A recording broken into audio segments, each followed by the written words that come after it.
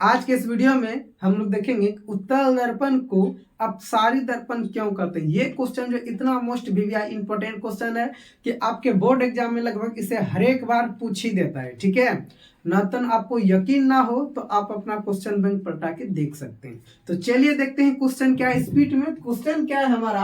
Question है sir कि उत्तल दर्पण को अपसारी दर्पण क्यों कहते हैं।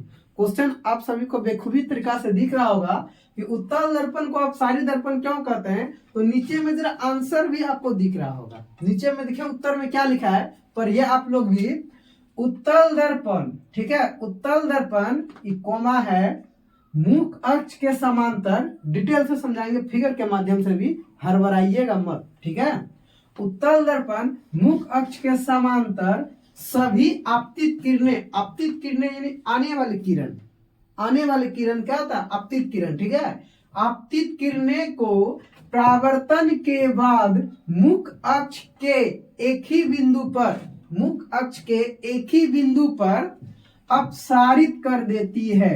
अपसारित का मतलब क्या हुआ कि एक बिंदु से प्रकाश निकलकर, ठीक है, भिन्न भिन्न दिशाओं में फैल जाना। जैसे ये बिंदु है, इस बिंदु से प्रकाश निकल करके भिन्न भिन्न दिशाओं में क्या होना, फैल जाना। इसी घटना को हम लोग क्या बोलते हैं, तो इसी घटना को हम लोग बोलते हैं अपसारित। ठीक है, इसी घटना को क्या बोलते हैं हम लोग, अपसारित। उम्मीद करते हैं अपसारित समझ में आया होगा। तो ही बोल रहा है कि अपसारित कर देती है।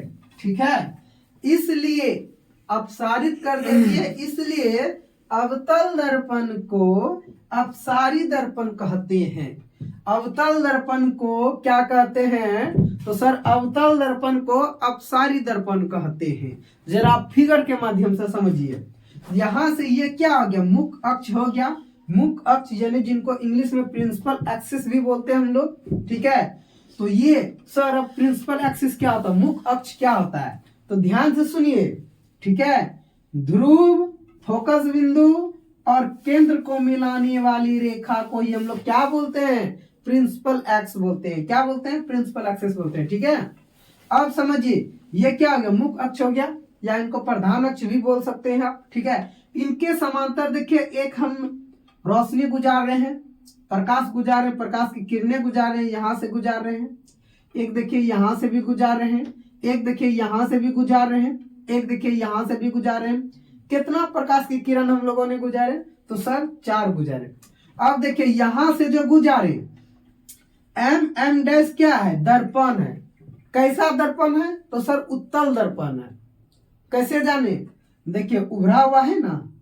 ठीक है, इसलिए हम क्या समझ, इनका परावर्तक सतह उभरा हुआ है, इसलिए क्या है, उत्तल दर्पण है। ठीक है, अब समझिए और बढ़िया ढंग से, तो ये क्या हुआ, यहां से उत्तल दर्पण में टकराया। ठीक है, यहां से देखिए परावर्तित होकर के इधर गया, देखिए इधर गया ना, लेकिन कुछ लाइट जो अवशोषित हुआ, ठीक है, या इसको जो डॉट डॉट से फिर नीचे जो दिखा रहे हैं, यहां से देखिए, यहां से किरणें कहाँ मिल रही है, देखिए यहां से किरणें कहाँ मिल रही है, यहाँ मिल रही। इनका अगर एक सेंटर पॉइंट देखा जाए तो यहां से किरणें यहाँ मिल रही है। सेम वैसे यहां से भी देखिए टकराया, इधर गया, यहां से भी किरणें कहाँ मिल रही है, डॉट डॉट से दिखा रहे हैं, यहाँ मिल रही है। यहां से भी किरणें गया तो टकराने के बाद इधर रिफ्लेक्ट हुआ। ठीक है, लेकिन ये मिल कहाँ रही है, तो यहाँ मिल रही है। ये किरणें भी यहां से रिफ्लेक्ट हुआ, लेकिन मिल कहाँ रही है सर, तो यहाँ मिल रही है। अब जरा गौर से देखिए कि इस बिंदु से प्रकाश की किरणें देखिए निर्गत हुआ, अलग अलग दिशाओं में फैला। एक तो देखिए कि इधर फैल गया, एक तो देखिए इधर फैल गया, एक तो देखिए इधर फैल गया, देखिए यहाँ एक तो देखिए इधर फैल गया, फैला ना कि नहीं फैला। तो इसी घटना को हम लोग क्या बोलते हैं, अपसारित बोलते हैं। क्या बोलते हैं, अपसारित बोलते हैं। चूंकि ये कहाँ पे हो रहा है, तो सर ये उत्तल दर्पण में हो रहा है, इसलिए जो है उत्तल दर्पण को अपसारी दर्पण बोला जाता है। ये क्वेश्चन जो है बहुत इंपॉर्टेंट क्वेश्चन है। ठीक है, तो समझ में आया कि उत्तल दर्पण को अपसारी दर्पण क्यों बोलते हैं। उम्मीद करते हैं आपको समझ में बढ़िया ढंग से आया होगा। और अगर आप चाहते हैं इसी तरह का और कंटेंट देखने के लिए, तो हमारे इस चैनल को एक बार सब्सक्राइब कर दीजिए। और अगर जो इस वीडियो से आपको थोड़ा सा भी अगर जो हेल्प हुआ हो, तो इस वीडियो को प्लीज एक लाइक कर दीजिए और अपने दोस्तों के साथ शेयर कर दीजिए, ताकि उनका भी कुछ भला हो सके।